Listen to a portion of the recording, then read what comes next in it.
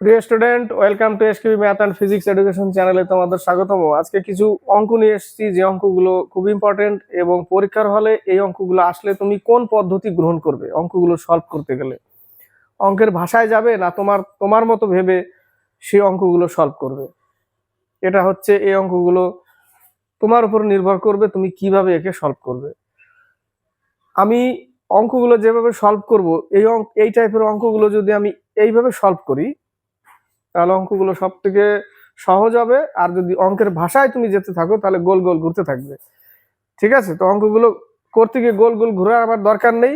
কিভাবে করব শুরু করছি। প্রথম 98 অঙ্কটা দেখো। 98, একটি পরীক্ষায় প্রতিটি সঠিক উত্তরের জন্য 1 নম্বর দেওয়া হয় এবং প্রতিটি ভুল উত্তরের জন্য 1 নম্বর বাদ দেওয়া হয়।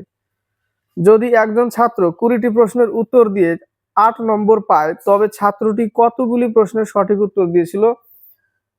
এই টাইপের কিছু অঙ্ক আমি সংগ্রহ করে একটা ক্লাস নিট দিয়েছিলাম, সেখানে এই টাইপের মোটামুটি 4-5টা অঙ্ক আছে। যে এই টাইপের অঙ্ক আসলে কিভাবে এবং সুন্দর সহজভাবে 30 সেকেন্ডে লাগবে না অঙ্কটা করতে। কিভাবে করছি বলেছে যে প্রতিটি সঠিক উত্তরের জন্য এক নম্বর দেওয়া হয় এবং প্রতিটি ভুল উত্তরের জন্য 1 নম্বর বাদ দেওয়া হয়।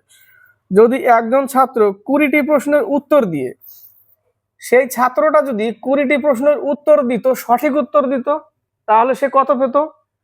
20টি প্রশ্নের সঠিক উত্তর যদি দিত তাহলে সে 20 নম্বরই পেত। এবার ওই ছাত্রটি যদি 20টি প্রশ্নই ভুল উত্তর দিত, 20টি প্রশ্ন যদি একবার সঠিক উত্তর পুরোটাই দিত তাহলে 20 নম্বর পেত। উপরের লাইনে বলে দিয়েছে প্রত্যেক ভুল উত্তরের জন্য 1 নম্বর কাটা। তার মানে 20টা প্রশ্নের মধ্যে যদি সে 20টাই উত্তর দিত সঠিক তাহলে সে 20 নম্বর পেত। আবার যদি 20টাই ভুল হয়ে যেত তাহলে 20 নম্বর মাইনাস। 20 নম্বর মাইনাস।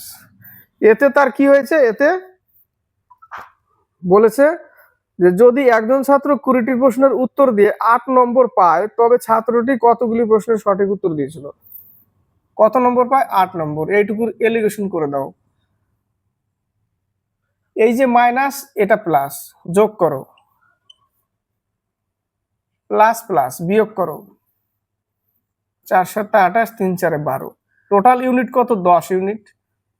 টোটাল প্রশ্ন কত? 20টি দিয়েছে এখানে। টোটাল প্রশ্ন 20টি। তাহলে 10 ইউনিট সমান সমান 20, 1 ইউনিট সমান সমান 2। প্রশ্নের শেষে কি বলেছে? যে তবে ছাত্রটি কতগুলি প্রশ্নের সঠিক উত্তর দিয়েছিল। আমি উপরে কি লিখেছিলাম? যে যদি প্রত্যেকটা প্রশ্নই উত্তর সঠিক দিত তাহলে 20 পেত। এটার অনুপাত হচ্ছে এটা। আর প্রত্যেকটা যদি ভুল আনসার দিত তাহলে 20 মাইনাস, তাই না? 20 মাইনাস হতো। তাহলে এই দুইয়ের সাথে কার গুণ হবে? 7-এর গুণ হবে। 14টি প্রশ্ন। উত্তর কি? 14টি প্রশ্নের সঠিক উত্তর দিয়েছিল।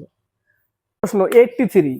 এই ম্যাথটা দেখো, লাস্ট ক্লাসে এই ম্যাথটা করতে গিয়ে জাস্ট একটু ছোট্ট ভুল হয়ে গেছিল আমার দ্বারা, তার জন্য দুঃখিত। অঙ্কটা ভুল করেছিলাম কোথায় সেটা একটু বলে দিচ্ছি।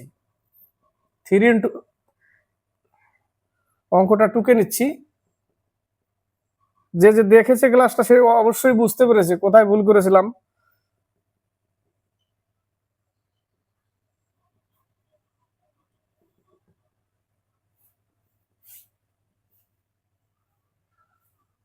এই টাইপের অঙ্কতে কি করতে হয়, এর আগেও আমি ক্লাসে দিয়েছিলাম যে এই টাইপের অঙ্ক এদের মধ্যে পার্থক্য কত? 1, তাই না? প্রত্যেকজনের পার্থক্য 1। যদি 2 পার্থক্য থাকতো তাহলে আমি হাফ কমন নিতাম এবং কমন নেওয়ার পরে ব্র্যাকেট করতাম আর এই সংখ্যাটা নিতাম 1/3। ঠিক আছে, আর এদিক থেকে আমি 1/50 নিতাম, মাঝখানে মাইনাস দিতাম। কারণ মাইনাস দিব কেন? কারণ ভেতরে যদি আমি এইভাবে করতে যাই, প্রত্যেকটা একটা প্লাস মাইনাস সেম সংখ্যা, প্লাস মাইনাস এইভাবে চলতে থাকবে। সবগুলো প্লাস মাইনাস হয়ে জিরো হয়ে শেষে কি থাকবে? এই 1/50 আর 1/3 মাইনাস চিহ্ন থাকবে মাঝখানে একটা। কিন্তু এখানে তো পার্থক্য কত? 1-এর পার্থক্য, তাই না? তাহলে আমি এখানে 1 নিব না। আমার কাজ কি? শুধু এইটুকুর কাজ। ভুল করেছিলাম কি? লসাগু হচ্ছে 150, এখানে হবে 50। এখানে আমি 1 লিখে দিয়েছিলাম। 50 দিয়ে 150-কে ভাগ করতে গিয়ে আমি 1 লিখে দিয়েছিলাম। যেখানে কত হবে? 3 হবে, তাই না? 3 হবে। তাহলে উত্তর কত হবে? 47/, 150, আমি উত্তরের দিকেও তাকাইনি, 49/150 লিখে দিয়েছিলাম, যে উত্তরে আছে কিনা আদৌ উত্তরটা সেটাও দেখিনি, তার জন্য দুঃখিত। উত্তর হচ্ছে 47/150। এবার 80 নম্বর, এই যে এই টাইপের অঙ্কগুলো তুমি কোন পদ্ধতি গ্রহণ করবে? অঙ্কের ভাষায় চলবে না তোমার ব্রেনে কি বলছে সেটা করবে? তুমি অঙ্কের লেজ ধরে পিছে পিছে যাবে না তোমার মতো তুমি করবে? পরীক্ষার হলে তোমার মতো তুমি যদি করতে শেখো তাহলে আশা করি ম্যাক্সিমাম প্রশ্নের উত্তর তুমি করে আসতে পারবে, কিন্তু প্রত্যেকটা অঙ্ক যদি অঙ্কের পিছে পিছে লেজ ধরে আগায় তাহলে অনেক অঙ্ক ছাড়া পড়ে যাবে। কিছু নিজের ব্রেনকে কাজ করাতে হয় পরীক্ষার হলে 1, 2, 3 নম্বর পাওয়ার জন্য। 80 নম্বর, 6টি ক্রমিক স্বাভাবিক সংখ্যার, ক্রমিক বলতে পরপর, তাই না? 6টি ক্রমিক স্বাভাবিক সংখ্যার প্রথম 3টি সংখ্যার সমষ্টি 27 হলে, এটা জাস্ট আমি দাগ দিচ্ছি, 3টে 4, 5, 6, 7, প্রথম 3টি সংখ্যার সমষ্টি কত বলেছে? 27 বলেছে। শেষ 3টি সংখ্যার সমষ্টি কত? ও কটা বলেছে? 6টা না? আচ্ছা, প্রথম 3টি সংখ্যার সমষ্টি বলেছে 27, তাহলে শেষ 3টি সংখ্যার সমষ্টি কত এটা বলেছে। এবার এই যে প্রথম 3টি সংখ্যার সমষ্টি 27 দিয়েছে, তাহলে আমি 3 দিয়ে ভাগ করে দিই, সংখ্যাটিকে 3 দিয়ে ভাগ করে দিই, তাই না? 3 দিয়ে ভাগ করলে কত পাচ্ছি আমি? 9 পাচ্ছি। এটা হচ্ছে মাঝের সংখ্যা, তার আগে একটা 8, তারপরে 10 পেয়ে গেলাম। প্রথম 3টে সংখ্যা আমি পেয়ে গেলাম, প্রথম 3টে সংখ্যা পেয়ে গেলাম। তাহলে পরের 3টে কত লিখবো? 11, 12 আর 13। এদের যোগফল কত হবে? যোগ করো, এদের যোগফল হবে 36। 36 আনসার। এবার হচ্ছে 88। 88 এর অঙ্কটা এই টাইপের অঙ্ক আমি দিয়েছিলাম, অনেক ভাবে করে, আমি আমার মতো করি। তো দেখে নাও এটা আমি কিভাবে করি।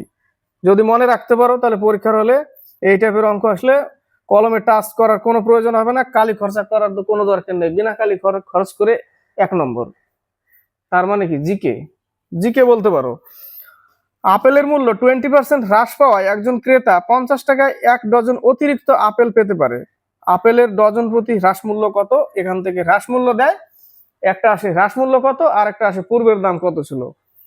ঠিক আছে, হ্রাস মূল্য কত? তাহলে আমি কি করবো? যে 20% হ্রাস করেছে আমি লিখবো 20/100, আর 50 টাকায় 1 ডজন অতিরিক্ত পায় টাকাটাকে উপরে লিখবো, আর যাই ডজন দিক বস্তু দিক যাই দিক ওটাকে নিচে লিখে এইটুকু অঙ্ক করতে হবে, আর কিচ্ছু করতে হবে না। এইটুকু কাটাকাটি করলে তোমার হ্রাস মূল্য পেয়ে যাবে 10 টাকা। 10 টাকা হচ্ছে হ্রাস মূল্য, এখানে এক্স ওয়াই ধরার কোনো দরকারই নেই। উত্তর কত? 10 টাকা, সি নম্বর। 83। 88 এর যে অঙ্কটা করলাম সেম অঙ্ক, এখানে বলেছে পূর্বের দাম কত ছিল। বলেছে পেনের দাম 10% হ্রাস পাওয়ায় এক ব্যক্তি 240 টাকায় 4টি পেন বেশি পান, পেনের পূর্বের মূল্য কত ছিল? টুকে বসো, 10/100, 240 টাকায় কটা পেন বেশি পায়?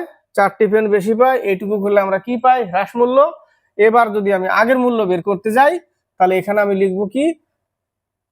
হ্রাস করেছে মানে 100 ছিল 90 করেছে, 100 ছিল 90 করেছে, বাস এইটুকু করতে হবে। এই যে পূর্বের মূল্য 100 আর 90 হচ্ছে পরের মূল্য, তাই না? তাহলে এইটুকু জায়গা থেকে আমার পূর্বের মূল্য পেয়ে যাব।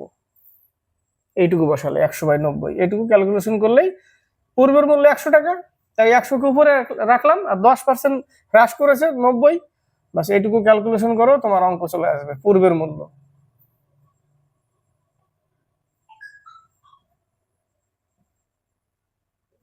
তিন দিয়ে 20কে ভাগ করো, 3, 6, 18,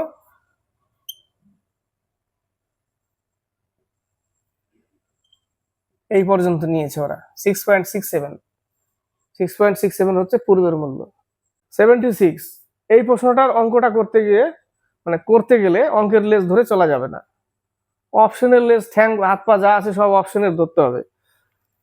অঙ্কের লেজ ধরা যাবে না, অপশনের হাত পা কান যা আছে সব অপশনের ধরে নিতে হবে, তোকে ছাড়া যাবে না, যেতে দিব না, এরকম করতে হবে।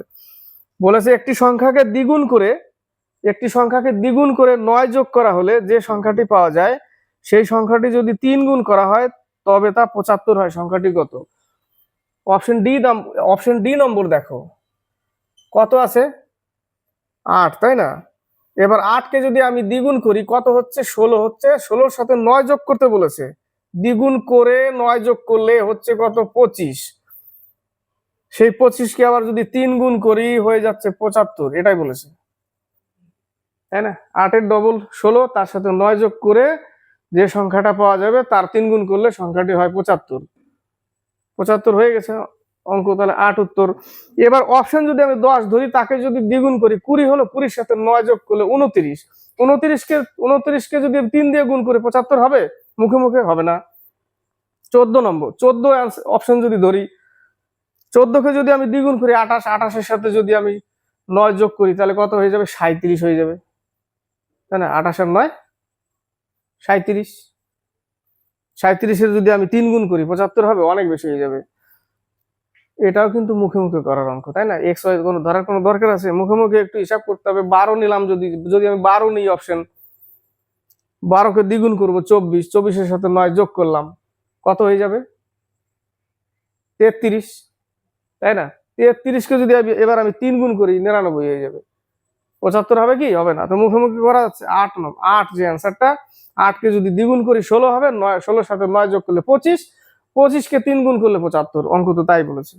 এটা হলো অপশনের হাত কান নাক চিপে ধরা, অঙ্কের পিছে পিছে লেজ ধরে আগালে। তো এই টাইপের প্রশ্ন যদি পরীক্ষার হলে আসে, যেরকম এসেছিল এবার মিসলেনিয়াসে একটা এই টাইপের প্রশ্ন, তো এই টাইপের প্রশ্ন যারা এক্স ওয়াই ধরে করে কিনা, তো ওইখানে মানে একটু লম্বা হয়, উত্তর তো আসবে কিন্তু কি লম্বা হয়ে যাবে। এবার তুমি যদি ওটাকে অপশন ধরে নাও তো তোমার মুখে মুখে উত্তর আসবে এই জায়গাটা। এই টাইপের প্রশ্ন থাকে পরীক্ষার হলে, একাত্রা তো থাকেই। তো সেই জায়গায় এইভাবে কায়দা করে একটু নিয়মের বাইরে গিয়ে অঙ্কটা করতে হবে। ঠিক আছে? তো ক্লাসটি ভালো লাগলে লাইক শেয়ার কমেন্ট অবশ্যই করবে। আর নতুন কেউ যদি দেখে, তারও যদি ভালো লাগে, দেখার পরে অবশ্যই লাইক শেয়ার কমেন্ট এবং সাবস্ক্রাইব করবে।